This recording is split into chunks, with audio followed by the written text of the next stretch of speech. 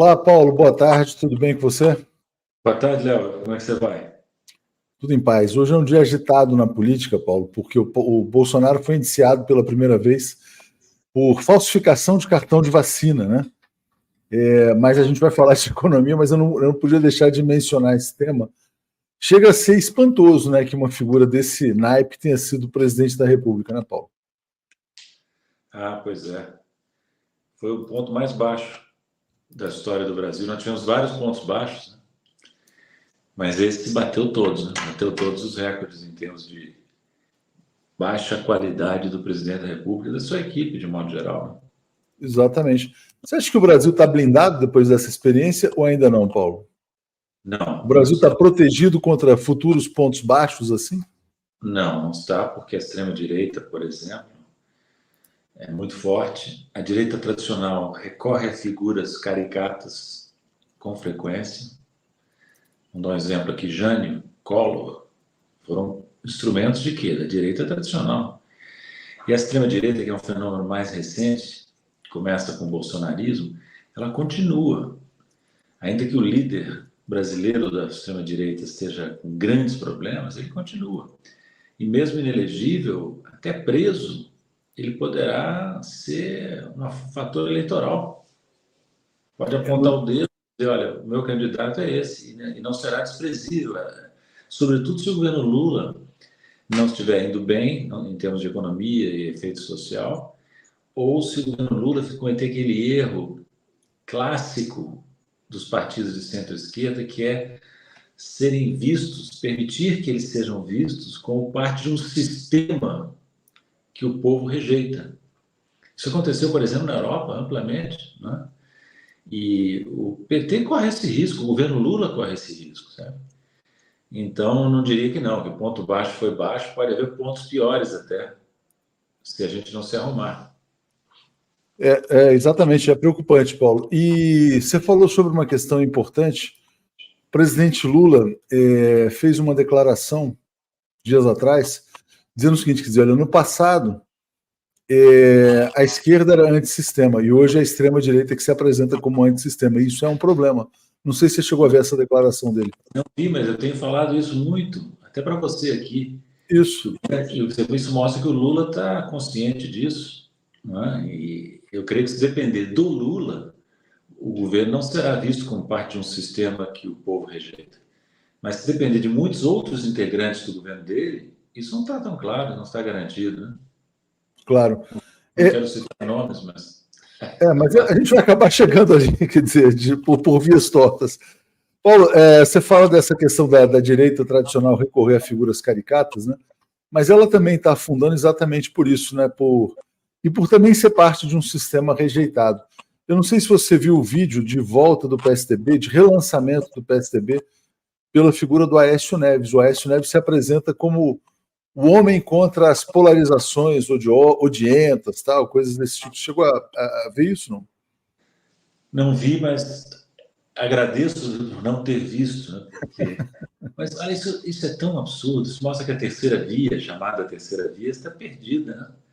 Porque para voltar a ser minimamente competitiva, ela tem que lançar nomes novos, não pode usar nomes altamente desmoralizados, como é o caso do nome do Aécio, né?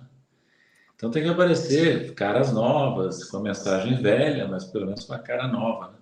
Aliás, olha, a direita tradicional, além de produzir os seus factoides políticos e ganhar eleições com eles, ela, quando necessário, se alia à extrema-direita.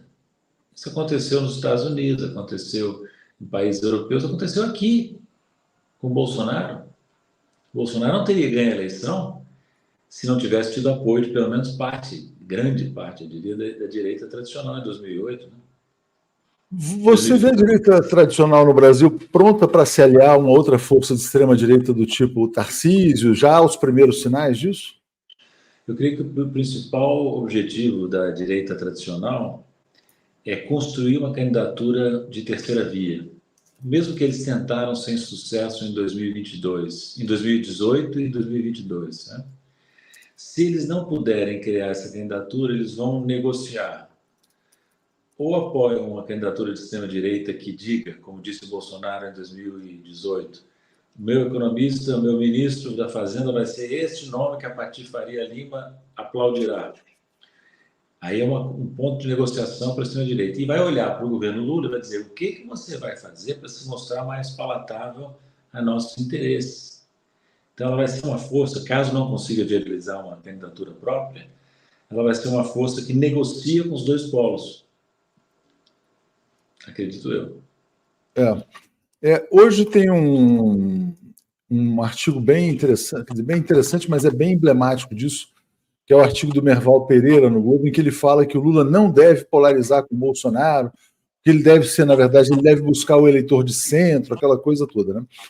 É um pouco essa coisa de tentar trazer o Lula para esse campo do neoliberalismo, vamos dizer assim. Paulo, e nessa segunda-feira houve a reunião ministerial, a primeira desse ano, pelo menos a primeira desse tamanho, né, desse ano de 2024, em que o Lula falou que os resultados ainda estão aquém do desejado e cobrou mais resultados.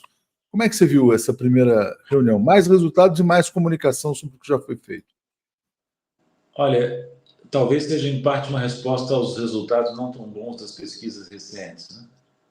Então, uma maneira de ver a pesquisa é que os resultados positivos que o governo produziu até agora não foram suficientemente divulgados.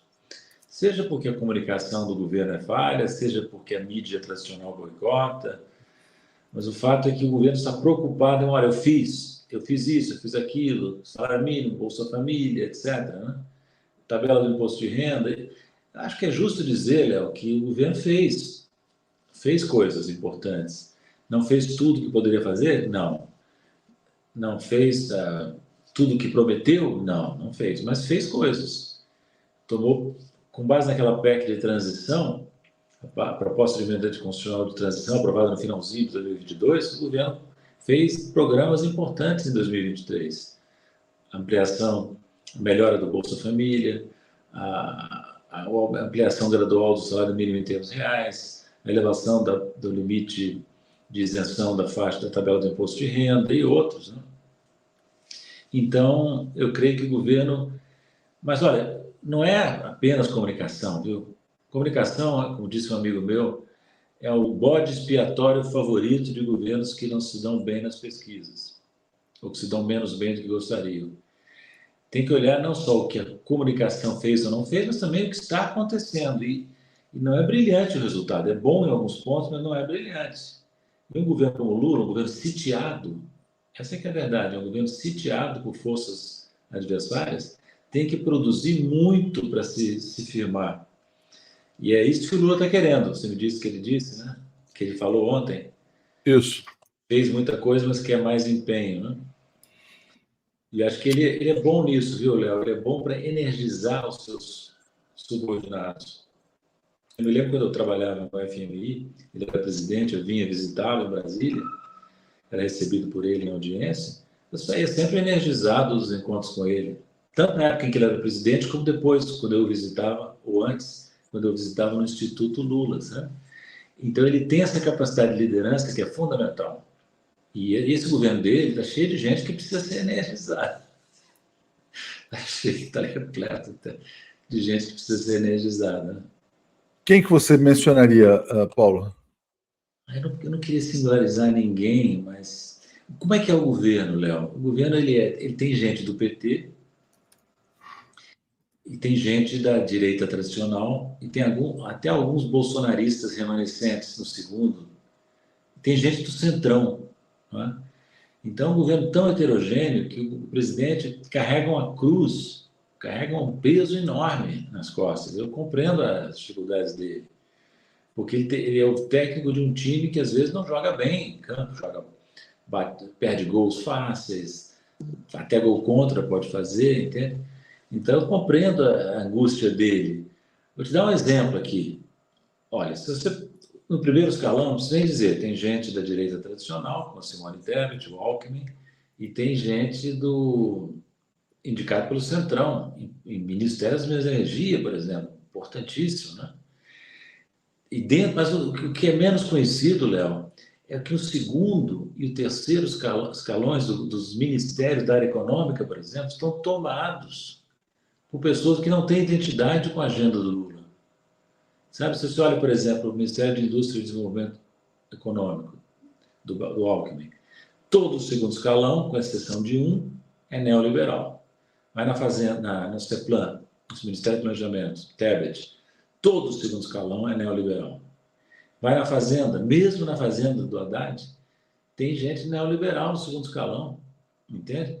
Então, o que acontece? Isso é uma coisa que só quem participou de governo, Léo, sabe, as pessoas não entendem isso. O presidente da República, os ministros, têm uma agenda muito sobrecarregada, inclusive de compromissos inúteis, cerimônias, discursos, receber gente, receber empresário, receber parlamentar, etc. Né?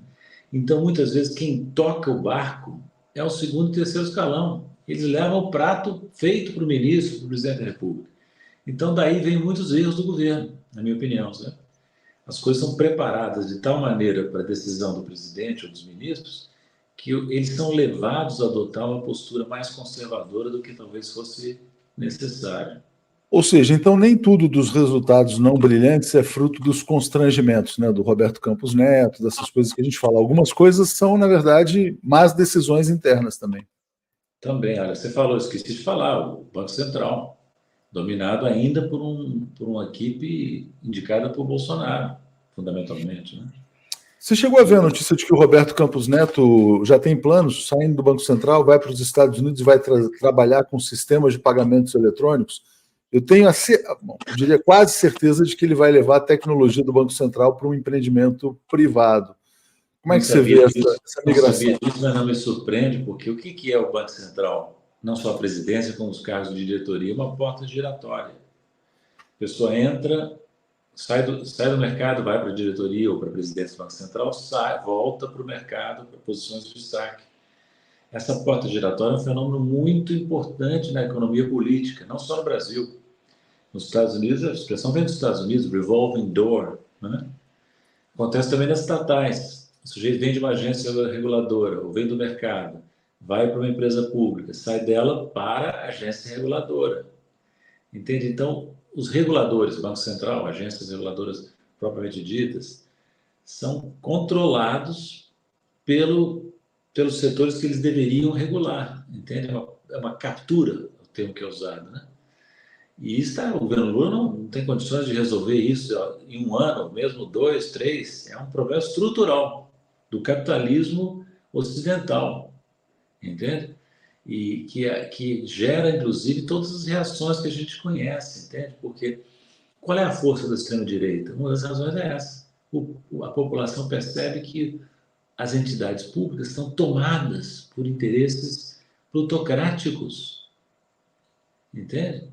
Isso, a força da extrema-direita está em ela apontar o dedo para isso e dizer: esse sistema não representa vocês, nós é que representamos, nós, extrema-direita, entende? Então, o que é uma grande mentira, né? Porque toda essa extrema-direita é associada ao neoliberalismo, né? Mas pelo menos eles se vendem assim, né? Por exemplo, no Brasil, a extrema-direita pegou um ultraliberal como ministro da Economia, o Paulo Guedes, né? Mas, olha, em outros países é um pouquinho mais matizado. O Milei, para dar um outro exemplo, dentro da linha do que você acabou de dizer, o Milei escolheu para a equipe econômica dele a equipe do Macri, que é um neoliberal argentino, entende? Pode ser diferente em outros países. Por exemplo, o Trump, em matéria de política econômica, divergiu da agenda neoliberal. Mas isso é um fenômeno maior nos Estados Unidos. O neoliberalismo entrou em crise profunda nos Estados Unidos e na Europa. Só aqui é que nós tivemos a pachorra de ter um ministro ultraliberal, ou na Argentina do Milei, entende? Porque os americanos e europeus já perceberam que a agenda neoliberal que eles pregavam e praticavam em parte levou as economias deles para uma posição muito desfavorável, especialmente na competição com uma economia como a chinesa, que é dirigista e nunca foi neoliberal, né? Os chineses não são todos, né? Não são todos, né? Por isso que estão crescendo tanto. Cláudio Alves, não há como substituir esse segundo escalão? Também, né, Paulo? Tem muita coisa que, na verdade, é decisão de governo, né? Essa pergunta que o Cláudio faz aqui. Boa pergunta do Cláudio. O segundo escalão, com exceção do Banco Central, por exemplo, e alguns outros agências, o segundo escalão é a nomeação do governo. São cargos de confiança, temissíveis ad nutum. O ministro pode trocar, o presidente pode chegar e pedir para o ministro trocar. Mas não fazem isso. Eu vejo esse segundo escalão neoliberal ser prestigiado pelo governo. Tá? Então, fico meio decepcionado, porque não é para isso que nós fizemos o L, né? Exatamente. Mas ainda assim, quer dizer, como você falou, os resultados são bons, né? Tem uma área muito sensível, Paulo, que é a área da Petrobras, que também tem essa discussão, né? Muitas pessoas falam: olha, na Petrobras ficou muita gente de segundo escalão do governo anterior, etc. e tal. E eu queria te pedir para falar sobre isso, porque houve toda a polêmica dos dividendos, né? E tudo isso é consequência também do que aconteceu no Brasil a partir da Operação Lava Jato, que acabou de completar 10 anos. Qual é a leitura que você faz da Lava Jato e o impacto que ela teve na Petrobras, na sua opinião, Paulo? Muito profundo, né? Não é só a Lava Jato, é toda uma maneira como as estatais estratégicas foram tratadas nos governos Temer e Bolsonaro. Né? Mas a Petrobras, como você disse, Léo, é um exemplo que nós estávamos dizendo antes. O presidente é um homem indicado pelo Lula, ligado do PT, né? Mas embaixo dele tem diretores que às vezes são de outro naipe político. Né? E o conselho de administração representa os acionistas. Então, a Petrobras é um exemplo típico de uma empresa que foi capturada, não totalmente. O governo está fazendo um esforço importante aí para libertar a Petrobras dessas amarras, que geravam situações assim inacreditáveis. A empresa vendia ativos para pagar dividendos mais altos, dava preferência aos dividendos, que beneficiam investidores, inclusive estrangeiros, em sua maior parte, em detrimento do programa de investimentos da empresa. Então, a Petrobras é exatamente, não só a Petrobras, hein? Veja o que aconteceu com a Eletrobras, outra estatal estratégica que foi privatizada de forma escandalosa. E Banco do Brasil e Caixa Econômica, que devem ser instrumentos estratégicos do governo, estão também prejudicados. A Caixa foi cedida ao comando, ao Lira, no Arthur Lira. Tiraram aquela pessoa que era indicada pelo PT, pelo Haddad, né? Colocaram um homem do Arthur Lira, então ainda não sei como ficou a questão das diretorias, porque o Arthur Lira estava pleiteando também as diretorias da Caixa. Né? Agora, Léo, olha só, como é que pode toda essa grita em torno do que está acontecendo na Petrobras, com o governo tentando recuperar o caráter público dela, e a grita na mídia, e ninguém levantou, que eu lembre, um oi na mídia convencional sobre a politização da Caixa Econômica pelo Arthur Lira. Exatamente. Ou seja, isso é que chama dois pesos, duas medidas escandalosamente, entende? E é só consequência do fato de que a mídia no Brasil, a tradicional, né, a corporativa, é um puxadinho do mercado financeiro. Pois a mídia foi financeirizada, como se diz às vezes, né? Eu não sei se eu estou enganado, Léo, mas eu não me lembro de ler editoriais da grande imprensa, das televisões, reportagens denunciando o mau uso político da Caixa Econômica em razão do controle que ela tem hoje, do domínio do Centrão, do Arthur Lira em especial, e não me lembro. E agora, quando é preciso distinguir o seguinte: uma empresa que é pública, mesmo que seja de capital aberto, ela tem que ter um direcionamento público. Ela tem que ser parte de uma política econômica do Estado. Para isso é que ela é pública. Se não faz isso, que privatize logo. Então, a empresa estratégica tem esse propósito. O Nassif escreveu um bom texto, publicado ontem, hoje, em que ele discute essa controvérsia sobre os dividendos da Petrobras e de maneira equilibrada. Sim, ela é uma empresa aberta, tem que respeitar os acionistas. Mas quem é o acionista principal? Quem é o controlador? Chama-se governo federal. Esse governo federal não é político em tudo que faz. Então, é preciso distinguir a politicagem na empresa pública, voltando à sua pergunta, que foi o que levou a Lava Jato a poder atingir a Petrobras lá atrás. Houve politicagem lá, mau uso da empresa. Agora, houve, na verdade, houve uma captura da Petrobras pelos acionistas minoritários. Né? Aí, quando o acionista controlador vai agir, isso vira ingerência. Ingerência, como assim ingerência do controlador? Alguém perguntou, você já viu, Paulo, alguém perguntar, por exemplo, sei lá, se a família Moreira Salles está fazendo uma ingerência indevida no Itaú Unibanco?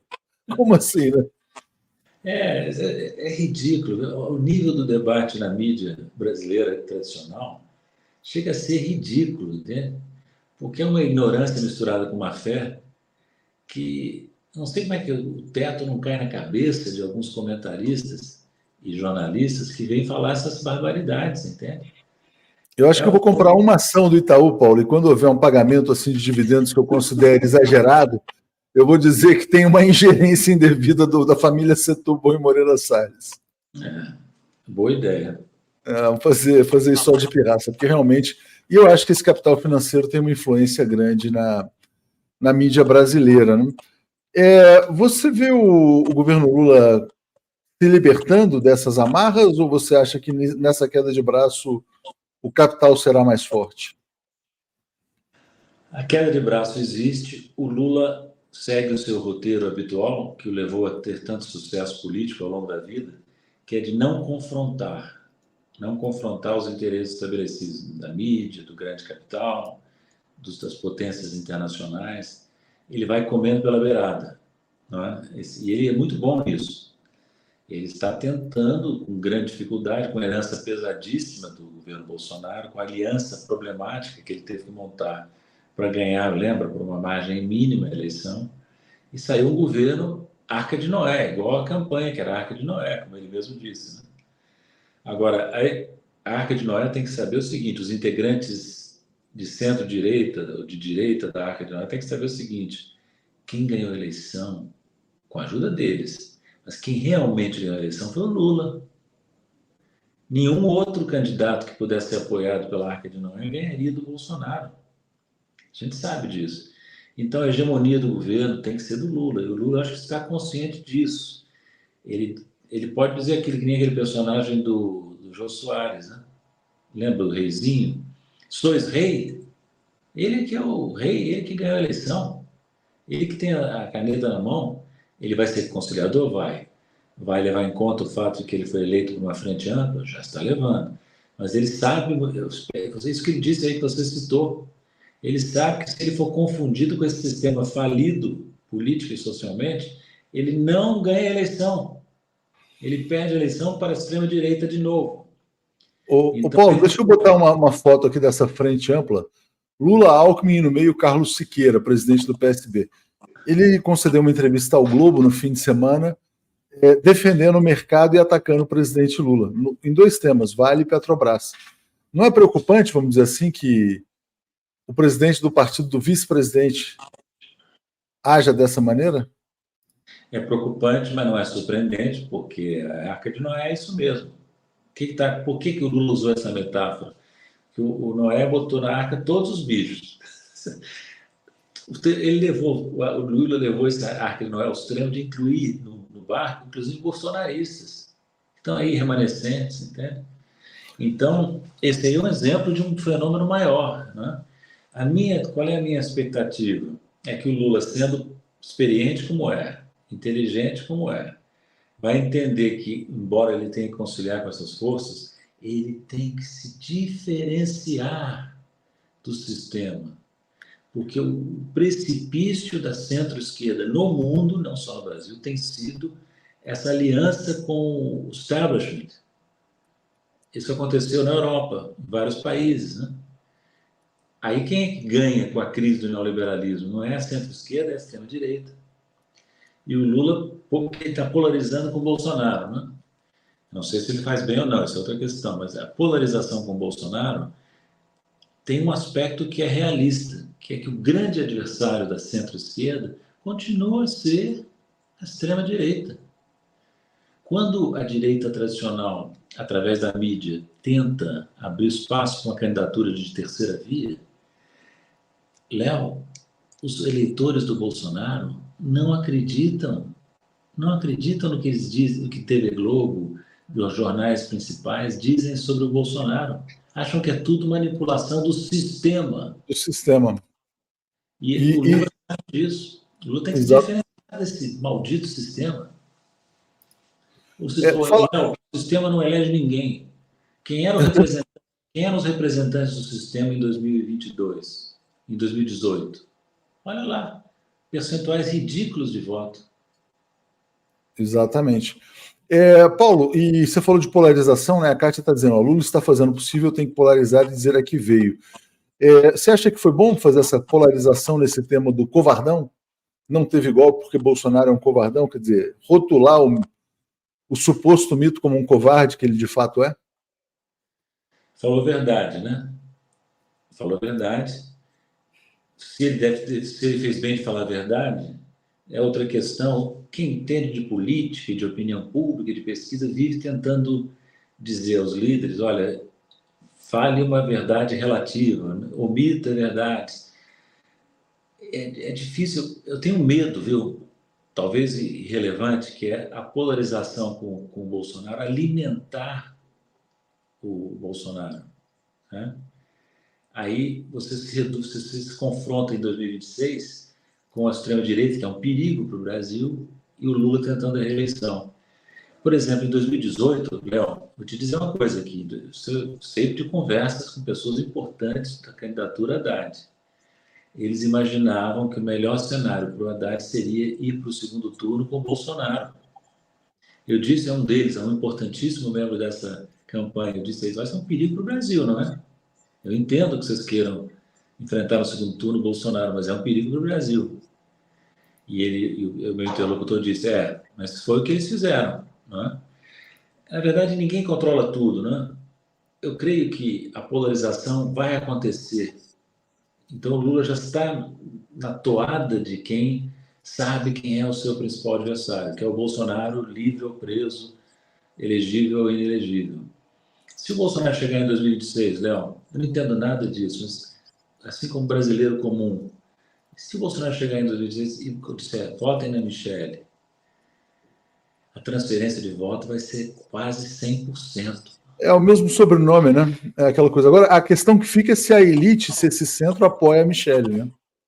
Aí Será? a Michelle terá de fazer o seguinte, olha, o meu ministro da Economia será um ultraliberal tipo Paulo Guedes. Isso vai Vou ser uma cuidar coisa... só da família brasileira, né? Eu cuido da família brasileira e o Paulo Guedes cuida da economia, né? Uma coisa do tipo. Não sei, não digo que seja o próprio Paulo Guedes, que foi muito desgastado, mas tem muitos tipos Paulo Guedes aí, da turma da Bufunfa, economistas, disponíveis para fazer esse papelão. Então, eu temo realmente, que eu entendo realmente, voltando à pergunta da Kátia, né? Eu entendo realmente que o Lula já esteja no diapasão de polarização. Eu gostaria de não ver essa polarização na eleição de 2026, porque aí não tem o risco de ter de novo um replay do ponto mais baixo da nossa história, que foi o Bolsonaro, o presidente da República. Eu confio no Lula, confio que ele é um candidato forte à reeleição, mas vamos pagar para ver de novo, como fizemos em 2018. Acabei de relatar um diálogo que eu tive, e eu tenho um certo medo, né, como brasileiro. Com certeza. O Luiz Parra fala, vejo Lula 4 se libertando dessas amarras. Paulo, mas agora eu queria dar um salto total e falar um pouco da Rússia. Vladimir Putin foi eleito para mais 6 anos de mandato, vai até 2030, tem 71 anos, vai até os 77 no poder, e muito atacado, né? Muito atacado pelo Ocidente, pelos jornais aqui do Brasil, que representam não só os interesses do mercado financeiro, mas também do imperialismo. Qual o significado, na sua opinião, desse novo mandato do Vladimir Putin? O Léo, antes de entrar no Putin, só rapidamente respondendo ao Luiz, que levantou um ponto importante. O Lula 4, caso ele seja reeleito em 26, pode, de fato, ter mais condições de soltar as amarras, depender menos dessa aliança com a centro-direita, com a direita tradicional, como aconteceu do Lula 1 para o Lula 2, lembra? O Lula 2 foi mais progressista, foi o melhor presidente do que o Lula 1, terminou o segundo mandato com a aprovação estourando, né? Entende? Então, eu tenho, como Luiz, eu pergunto também se o Lula 4 não terá esse efeito. Agora, vamos ao Putin. O Putin, eu estava lendo agora, ele é o líder, se ele completar esse mandato para o qual foi eleito agora, ele terá sido o presidente russo de maior longevidade desde a Revolução Russa, ultrapassando o Stalin, inclusive, né? Então, o Putin já entrou para a história. O Putin, como Lula, como Xi Jinping, já entraram para a história. São lideranças de grande porte, né? E o Putin... Você veja, rapaz, uma coisa que impressionou, Léo, o comparecimento foi quase 80%, se a julgar pelo dado que foi divulgado, se esse dado é verdadeiro. Isso é um índice de comparecimento numa eleição que deixa no chinelo o comparecimento em eleições ocidentais. Suporte. Então, a mídia americana e europeia está dizendo que a eleição não vale nada, mas o povo russo não está concordando, porque está indo votar. Comparem o índice de comparecimento da Rússia com o americano. Qual será o índice de comparecimento, Léo, em 2024, quando a escolha que oferece o eleitor americano é Biden ou Trump? Escreve aí. Vai ser muito baixo o índice de comparecimento, entende? Então, antes de questionar a legitimidade da Rússia, da eleição russa, os americanos e europeus têm que olhar para o próprio rabo, né? Macaco, olha o teu rabo, porque no Ocidente a democracia está num desgaste assim visível. O que o povo Sabe, Paulo, americano... que o Sergei Lavrov, chanceler russo, fala o seguinte, quer dizer, que o debate entre democracia e autocracia ainda é um debate em aberto. Porque veja, o que acontece nos Estados Unidos? O americano médio, ele não se convence, não adianta chegar para o americano médio europeu e dizer, olha, o mundo está dividido entre ditaduras e democracias, porque o grande parte do americano médio europeu não acredita que está vivendo uma democracia. Essa que é a realidade, eles acreditam que vivem numa plutocracia, onde o dinheiro é que manda. O povo não, você pode, como dizia o Abraham Lincoln, você pode enganar a todos por algum tempo, alguns por todo o tempo, mas não pode enganar todo mundo o tempo todo. Essa plutocracia está reinando com a capa de democracia décadas e décadas e décadas. O povo caiu em si, a ficha caiu. Agora eles querem olhar assim, então vamos votar em alguém, tipo Milley, tipo Trump, que está contra tudo que está aí, que vai ser melhor para nós, não tem nada a perder com esse sistema que está aí, entende? Agora o Putin, veja você, ele deu uma demonstração de força. É verdade que o percentual da eleição é tão alto que chega a ser constrangedor, né? A vitória dele. Lembra aquelas eleições nos regimes soviéticos? Pois é. 90% a favor do candidato ao governo. A gente fica sempre meio assim, será que essa eleição não foi complicada? Tal? Não sei dizer. Mas o fato é que ele teve uma eleição folgada, com o índice de comparecimento que me impressiona mais é o índice de comparecimento que mostra a fé do eleitor que o voto dele vale. E olhar outra coisa, essa eleição confirma os resultados das pesquisas de opinião que têm sido feitas desde o início da guerra na Ucrânia, onde a popularidade do Putin subiu com a guerra. O que o eleitor russo vê? O nosso país está ameaçado. Nós estamos tendo resultados bons no campo de batalha, estamos enfrentando uma coligação superpoderosa com sucesso. O russo se orgulha de ser russo. Eu me orgulharia de ser russo se estivesse lá, se fosse russo. Claro que me orgulharia. Quem é a ponta de lança do combate ao mundo ocidental decadente? É, sobretudo, Vladimir Putin. Mais ainda do que o Xi Jinping. Porque ele está ali na frente de batalha. Então, nós temos que admirar a Rússia como país. Eu admiro a Rússia, independentemente dessas questões recentes. É um grande país, né? Derrotou Napoleão, derrotou Hitler. E agora vai derrotar a NATO, que está usando a Ucrânia, a pobre Ucrânia, como instrumento, como proxy, né? Exatamente. Derrotou todos, né? O que você achou? Já que ele está na ponta, só para a gente fechar aqui, Paulo, já que ele está na ponta de lança de enfrentamento a esse mundo unipolar, né? Imperialista, como é que você vê vamos dizer assim, a boutade, né? Usando uma palavra francesa do Macron, de dizer que pode enviar tropas para enfrentar a Rússia? Será que alguém leva a sério isso? Olha, Léo, é patético, né? É patético. Essa boutade é patética porque confirma mais uma vez que o Macron está entre os líderes ocidentais que não está à altura de ser líder. Lembra que a França já teve De Gaulle, agora tem Macron. Macron, essa declaração é preciso interpretá-la porque ela é tão absurda. Eu duvido que ele consiga mandar um soldado lá e se mandar vai ser um desastre, entende? Quer dizer, um blefe.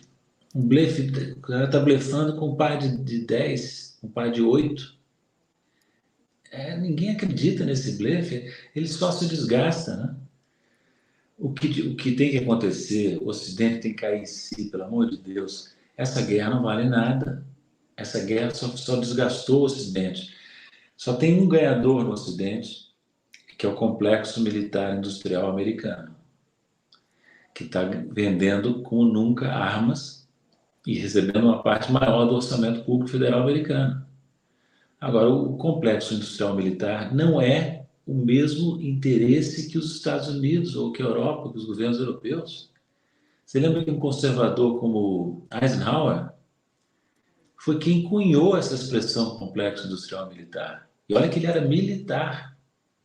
Ele percebeu que esse complexo industrial militar age de forma contrária aos interesses dos Estados Unidos como grande nação. Mas o complexo industrial manda, eles mandam lá. E é isso que explica, em grande parte, as frias em que entraram os Estados Unidos nos anos recentes. Conflito com a China, conflito com a Rússia, apoio irrestrito a Israel. Não é a única explicação, mas é um ponto importante que não pode ser esquecido. Né? Exatamente. Obrigado, Ana Ornelas, que chegou como assinante, né? Maria de Jesus, excelente conversa esclarecedora. Paulo, mais uma vez, muito obrigado, muito bom falar com você. Muita informação aqui concentrada em meia hora. Vamos falar com frequência. É isso aí. Eu que agradeço, é um prazer. Abraço. Valeu, Paulo.